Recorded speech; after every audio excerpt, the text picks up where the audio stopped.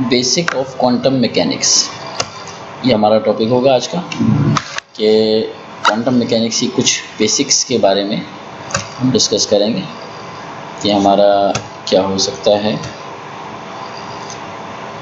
अच्छा, classical mechanics जिसको आम तौर पे हम न्यूटन मैकेनिक्स भी कहते हैं, एंड मैक्सवेल इक्वेशन जिसको इलेक्ट्रोमैग्नेटिक थ्योरी इसके अंदर मौजूद होती है, वहाँ पर can explain macroscopic phenomena such as motion of blood balls और रॉकेट्स।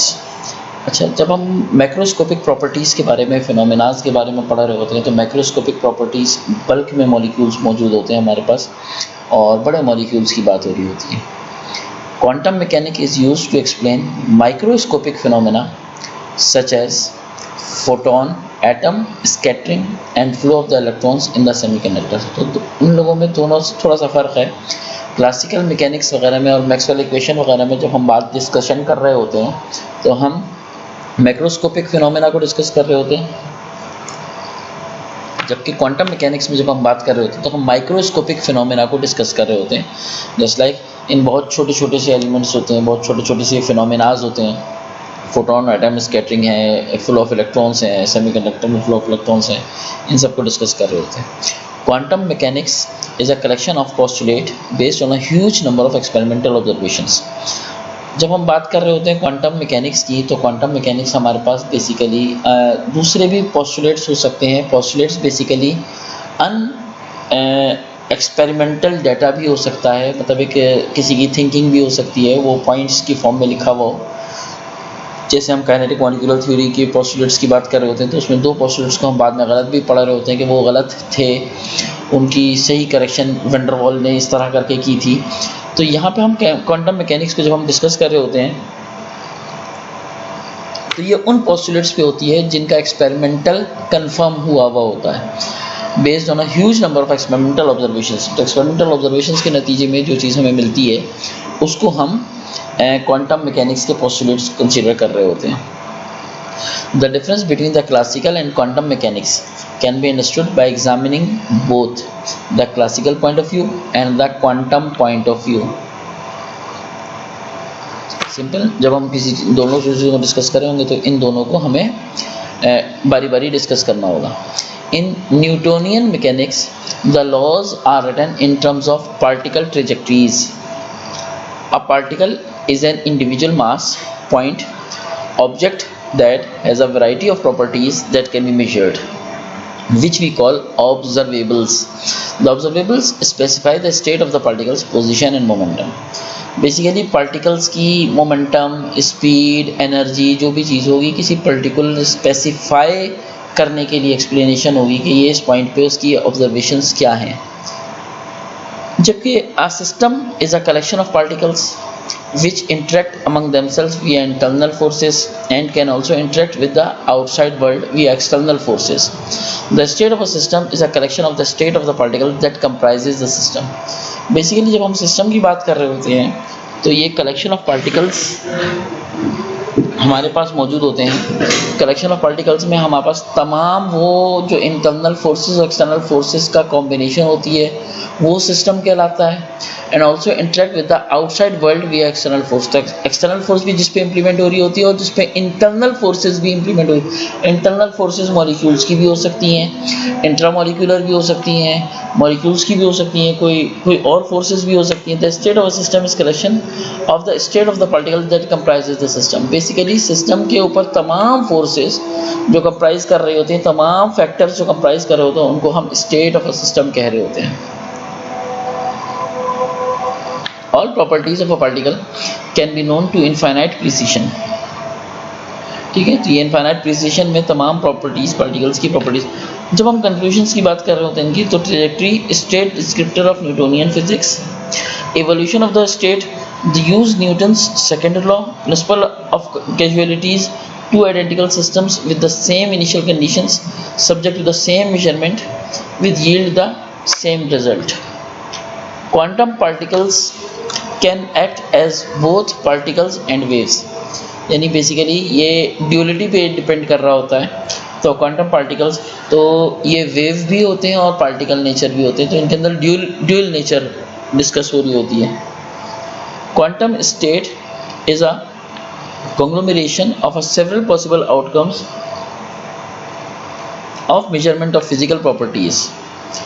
तो ये बेसिकली हमारे पास बहुत सारे आउटकम्स के मेजरमेंट के ऊपर डिपेंड कर रहा होता है. Quantum mechanics uses the language of probability theory, random chances.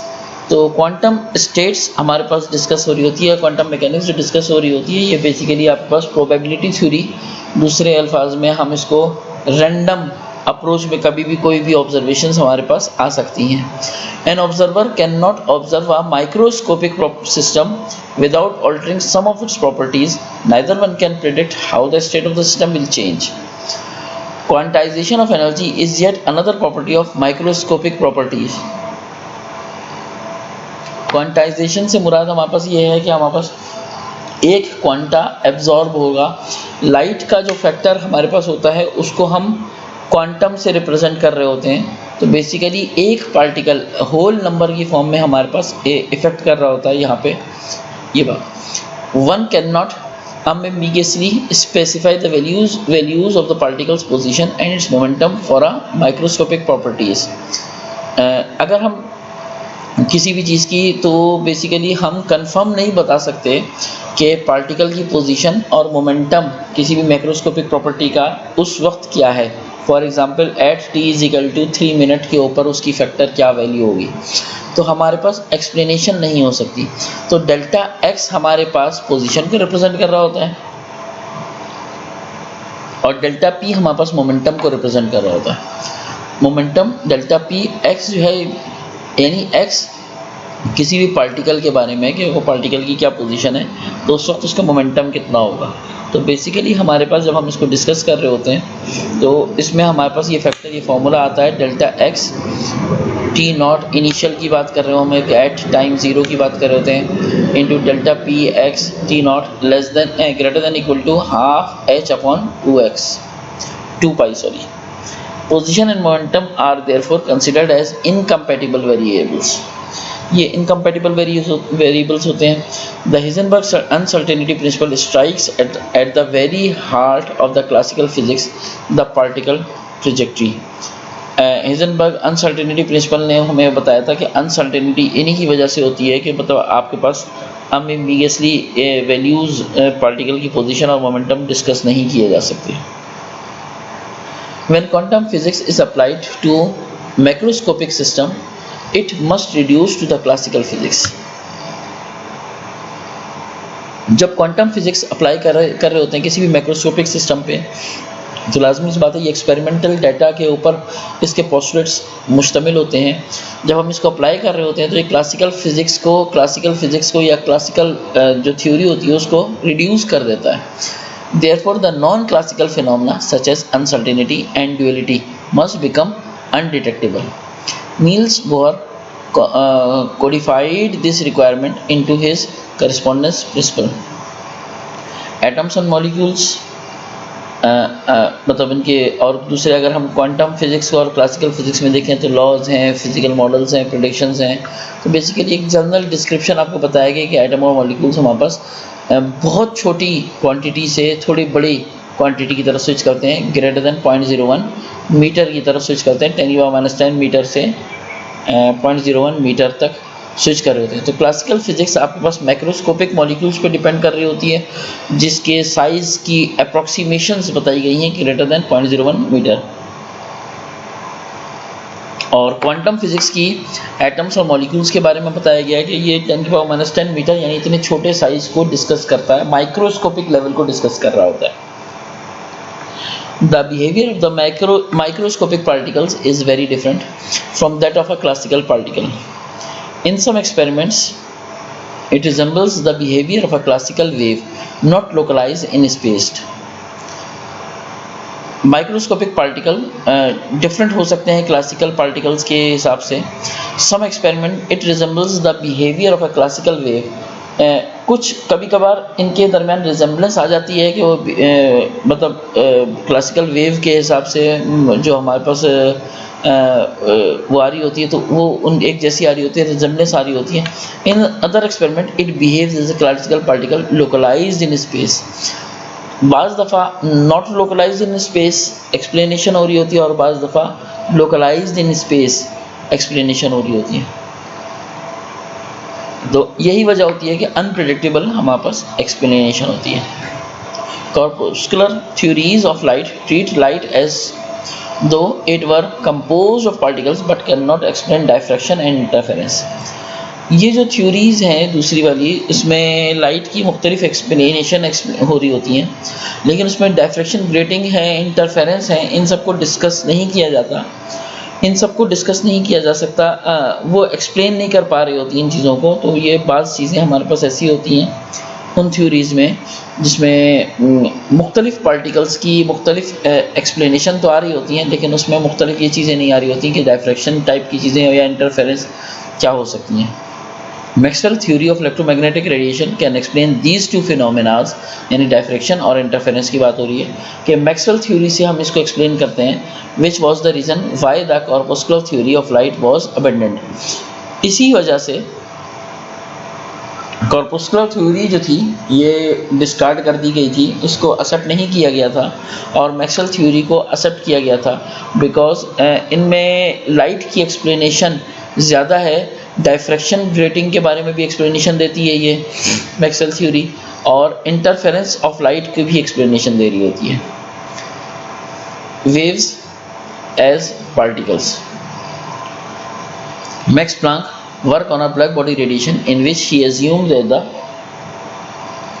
molecules of the cavity walls described using a simple oscillator model can only exchange energy in quantized units.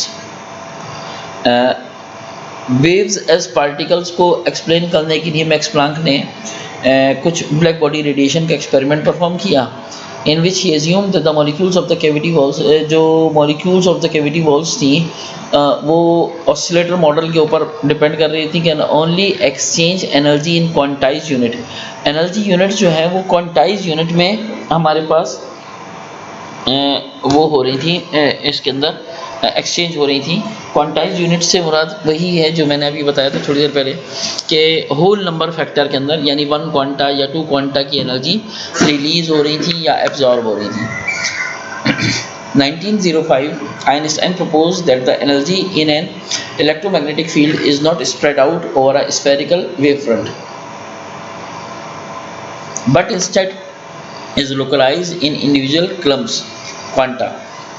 Einstein ने सबसे पहले ये एनर्जी की theory दी थी और बताया था electromagnetic field basically आपके पास spread out spherical wave front की फॉर्म में हमारे पास स्प्रेड आउट नहीं हुई भी किसी भी चीज़ के बारे में, बल्कि वो एक लोकलाइज्ड फॉर्म में इंडिविजुअल क्लम्स की फॉर्म में हमारे पास, यानी 1 क्वांटा 2 क्वांटा 3 क्वांटा करके एब्जॉर्ब होती है और इसी तरह 1 क्वांटा 2 क्वांटा और 3 क्वांटा करके रिलीज़ हो रही होती है।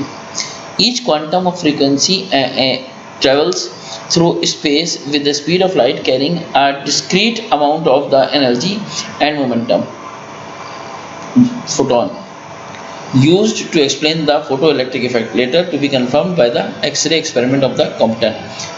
बाद में ये चीज़ें कॉम्पटन ने भी साबित की इसको कि आपके पास जो क्वांटा फ्रीक्वेंसी है, n नंबर ऑफ फ्रीक्वेंसी जो हैं वो आपके पास ट्रैवल कर रहे होते हैं स्पेस में और with the speed of light, carrying a discrete amount of energy.